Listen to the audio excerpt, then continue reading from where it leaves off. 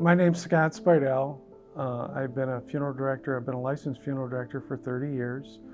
I'm second generation, and I own Spidell Funeral Home in Mount Eaton and Spidell Funeral Home in Brewster, and I'm part owner of Smith Barnes Funeral Home in Sugar Creek.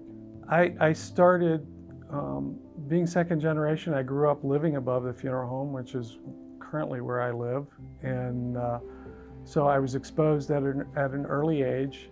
I enjoyed watching my father work, and I saw value in what he did at a young age. And when I went off to college, I got a job at a large funeral home up in Akron, and I really got a lot of experience and saw a lot of different situations that I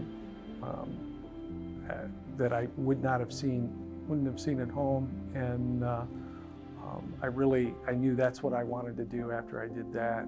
So my father purchased the funeral home in Mount Eaton in 1973, and it was an existing business that was started by the DeVoyne family in 1885.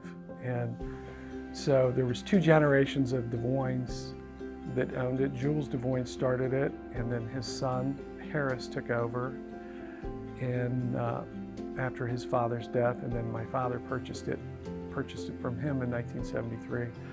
And then in 1980, my father started from scratch a funeral home in Brewster, which did not have a funeral home.